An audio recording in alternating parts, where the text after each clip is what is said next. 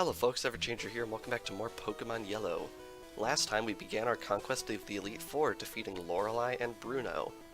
This time, I don't want to waste any time, we're going to get right on into it. Today, we are going to be challenging the remaining two members of the Elite Four. Let's do it.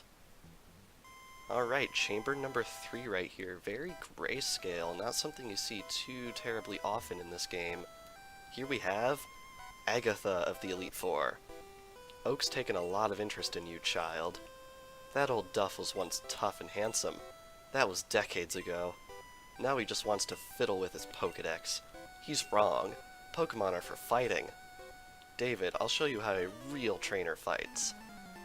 This lady seems to have a bit of a history with Professor Oak, which is pretty interesting. Another interesting about Agatha is that there is a very similar trainer named Bertha that appears in later games. It's never been confirmed if these two characters are related, but I wouldn't be surprised if they are. Anyway, Agatha claims to train ghost types, and that is something you are going to see in this fight, but the one common type they all share is actually poison. So I'm just going to be laying in with Earthquake right here and see what kind of results we can get, because as you can see, Earthquake is super effective on poison types, being a ground type move. Now the unfortunate thing is, she does have a Golbat, so for that specific Pokemon, I'm going to be switching out into an Ice type, because unfortunately Golbat is part flying, and as a result, is not going to be affected by Earthquake, so we're just going to be using Ice type moves on this one. And going to take a Wing Attack to the face, and that was a critical? That did not do that much. But yeah. Take it down with 2 Ice Beams. I'd like to save enough Ice-type moves for the next member of the Elite Four, so I'm going to be switching back over to Nidoking once a Pokemon vulnerable to Earthquake comes out, because in this game abilities do not exist, and therefore Haunter will take a lot of damage from this Earthquake right here. Alright.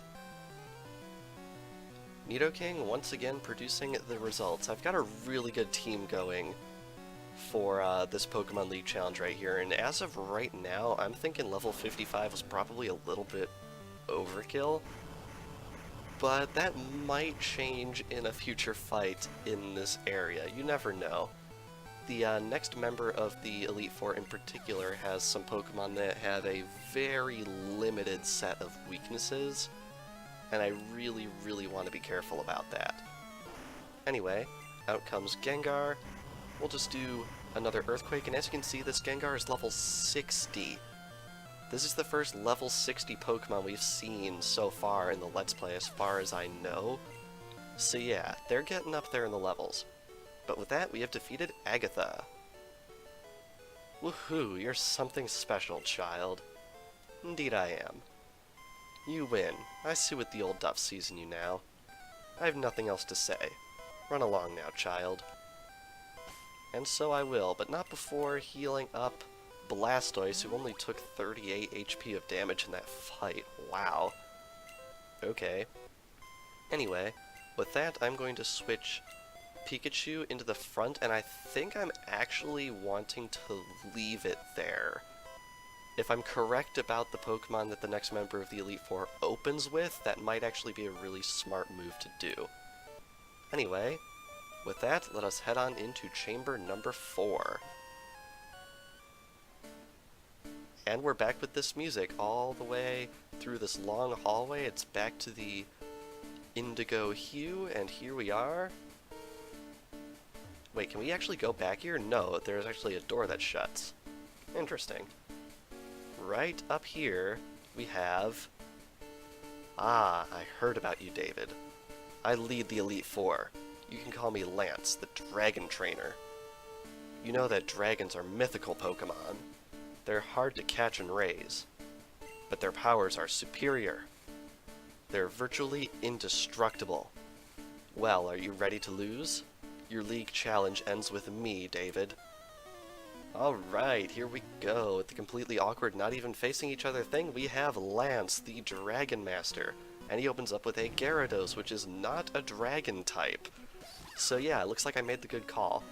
Now, the interesting thing about Lance is, I'm pretty sure, in like every game you can fight him in, he proclaims to be a dragon trainer, but the common type on his team usually winds up being flying, which is really odd. I think he actually has a Dragonair in this game, which isn't flying type, but usually he seems to be more partial to flying types when you just look at the distribution of everyone on his team. Yes, he does have a Dragonair. So we want to switch in to Lapras. Now, the really interesting thing about the Dragon type, it is weak to itself. But that is completely irrelevant in this game because the only Dragon type move in all of Generation 1 is Dragon Rage, which always, always, always deals exactly 40 points of damage. So that weakness is completely irrelevant in this game, so Dragon effectively only has one weakness in this game, which is Ice, which is one of the main reasons I chose to have a Lapras on this team, was so I could have a counter to these dragons. And it seems to be working out so far. Anyway, up next is Aerodactyl, which is once again not a dragon type, but in fact a flying type, which is really interesting. Anyway, as you can see right here, Lance is very partial to giving his Pokemon Hyper Beam. I think all of his Pokemon have it, and if not, probably only one of them is lacking it. But yeah, Lance loves flying types, and he loves Hyper Beam, more so than his love for dragons. Anyway, right here we have a Dragonite, which I think is the first time we've ever seen a Dragonite in this entire series. Dragonite is no pushover. It is a Dragon Flying type, level 62, and as you can see, it is packing the pain. This thing can dish out some serious damage if you are not prepared, and unfortunately, Lapras is also burned. Now the question is that going to hamper my Ice Beam's ability? It actually is not, which is awesome. And down it goes, and we have defeated Lance, the Dragon Master. That's it. I hate to admit it, but you are a Pokemon Master. I still can't believe my dragons lost to you, David. You are now the Pokemon League champion. Or, you would have been. But you have one more challenge ahead. You have to face another trainer. His name is Blue. He beat the Elite Four before you. He is the real Pokemon League champion. Dun dun dun! Who could have seen that coming? Literally everyone who has ever played this game. Ever.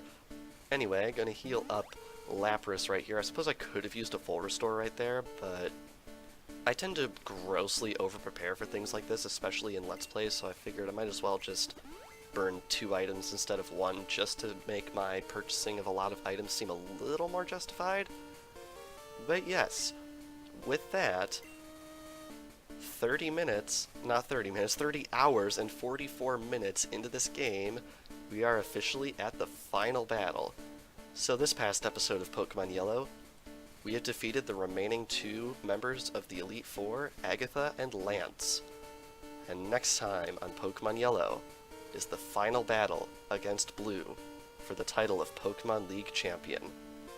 So without further ado, thank you all for watching, and I will see you guys next time. Fire! 火炎ポケモン。高さ 2.0 メートル。重さ 60.0 キログラム。